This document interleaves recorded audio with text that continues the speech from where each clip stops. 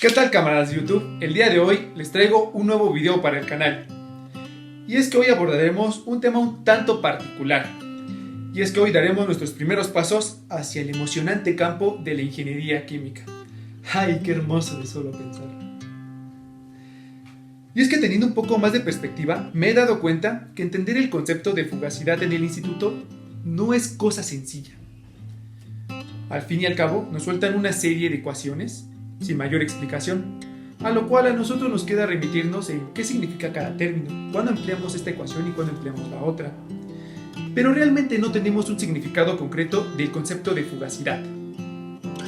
Y es lo que planteo abordar en este video.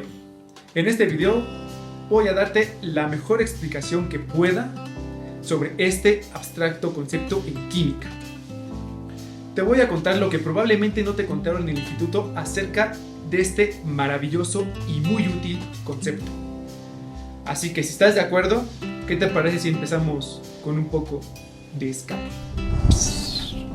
Muy bien, y es que probablemente cuando escuches la palabra fugacidad, se te vengan palabras a la mente tales como tendencia de escape, presión modificada, facilidad de permanecer en una fase o en otra, fuga, equilibrio, etcétera, etcétera, corrección al modelo ideal. Y sí, la verdad es que sí, todos estos conceptos son correctos, pero falta darle una secuencia, falta aglutinarlos en una sola letra para darle sentido a este concepto llamado fugacidad.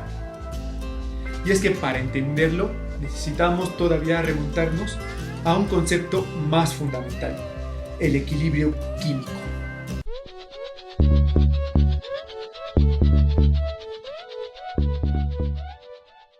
Equilibrio, esa palabra que usamos mucho los estudiantes para referirnos a una condición de no cambio. Y es que muchas veces hemos oído hablar sobre equilibrio térmico, cuando el universo va a adquirir una misma temperatura, equilibrio mecánico, al momento que nosotros inflamos un globo, la presión dentro del globo es la misma que en el exterior, es la misma a la presión atmosférica. Pero, ¿y el equilibrio material? ¿Qué pasa con este? Y es que para entenderlo, vamos a hacer una sencilla analogía. Vamos a jugar básquetbol. I believe I can fly. I believe I can touch. Para ello, imaginémonos un partido de básquet. Ok, tenemos una cancha de básquet, con 5 jugadores dentro y 10 fuera de ella, de modo que son entre ellos intercambiables entre sí. Ahora, el jugador de cada equipo tiene una condición física distinta a la de otros jugadores. Con todo esto en mente, procedemos a iniciar el partido. ¡Fight! No, ¿verdad que así empieza un partido de básquet? Bueno, con todo esto en mente, demos por iniciado el juego. ¿Listos? Ahora imagínate que estás en el estadio, estás viendo a tu equipo favorito. El partido es bastante emocionante, muy intenso, hay bastante rotación entre los jugadores. Los que estaban adentro salen, los que estaban afuera entran. De tal manera que el número de jugadores siempre se va a conservar dentro de la cancha. Es decir, 5 jugadores de un equipo y 5 jugadores del otro equipo. A esta condición de no cambio del número de jugadores dentro de la cancha, lo conocemos como equilibrio.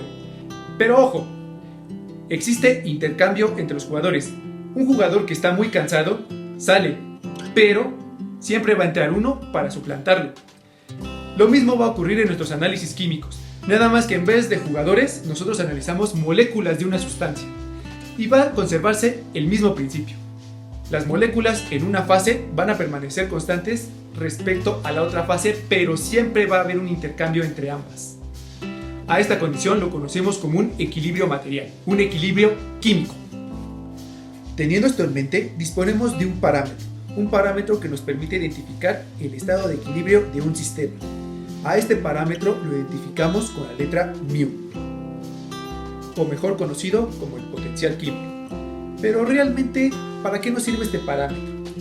Y es que es muy útil porque nos brinda tanto las propiedades intensivas como extensivas que caracterizan a un sistema en equilibrio. Pero una vez conociendo este parámetro, conociendo este concepto, ¿cómo se relaciona con la fugacidad, que es el tema central de este video? Pues eso lo vamos a ver en un momento. De acuerdo, ¿Y por qué no usamos siempre el potencial químico para caracterizar equilibrios? ¿Por qué tenemos que meter la fugacidad? Y es que en el equilibrio químico, en el potencial químico, hay un problema. Y es que depende fuertemente de la presión, especialmente para gases, y de la temperatura. ¿Y todo esto para qué? Y es que si nos remontamos al modelo más sencillo, el modelo del gas ideal, uno de sus postulados nos enuncia que la presión del sistema tiende a cero. Pero, ¿y esto qué nos puede afectar realmente? Si recordamos la expresión del potencial químico y su marcada dependencia con la presión para los gases, el potencial químico se nos dispara al infinito.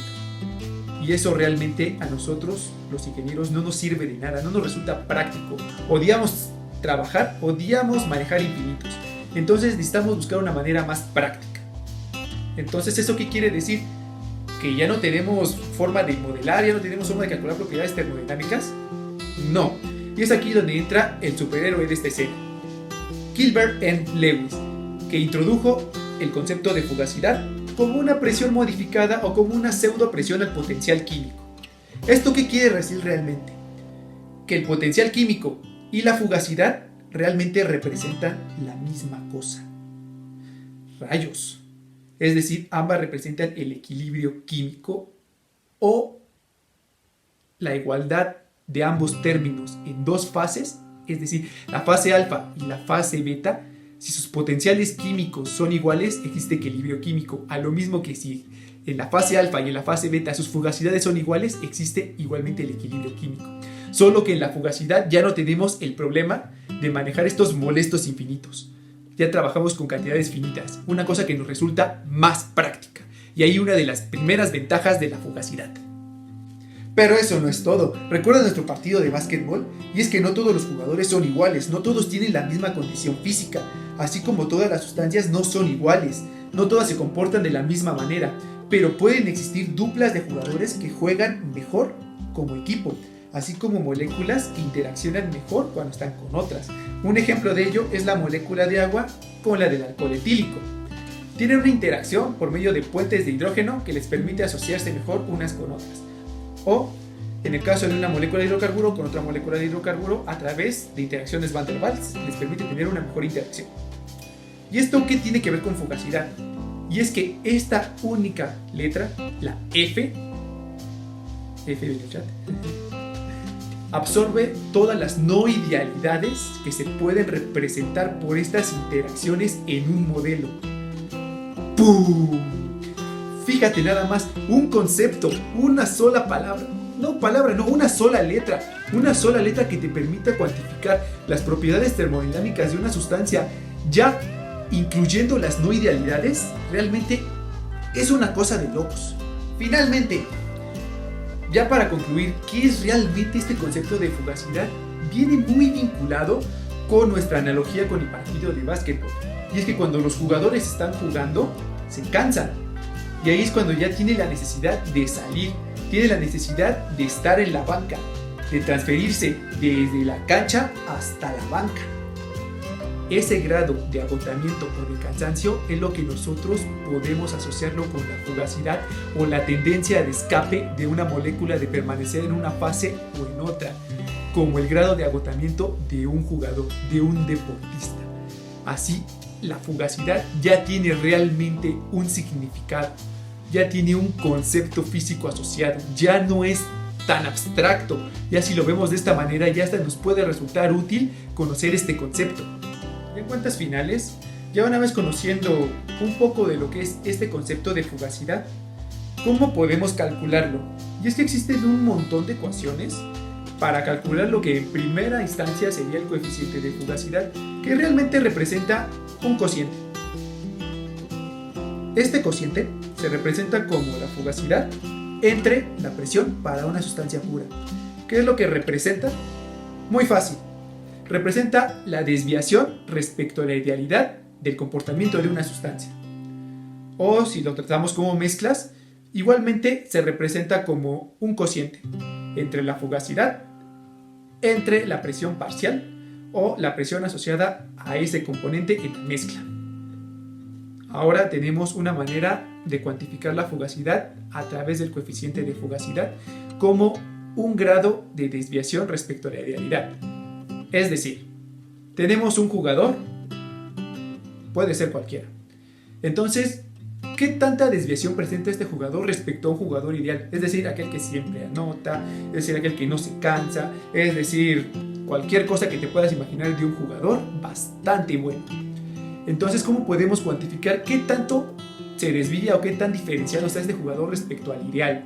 Pues nosotros podemos cuantificarlo a través de este coeficiente de fugacidad y podemos calcularlo con estas dos fórmulas.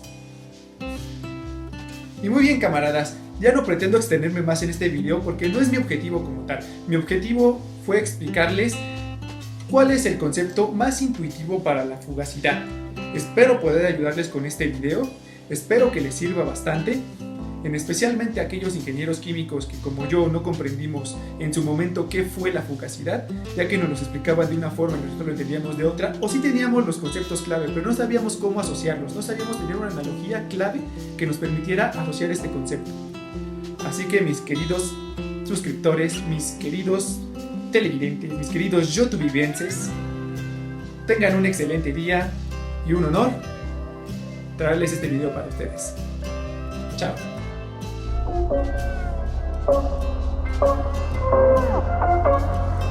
Thank you.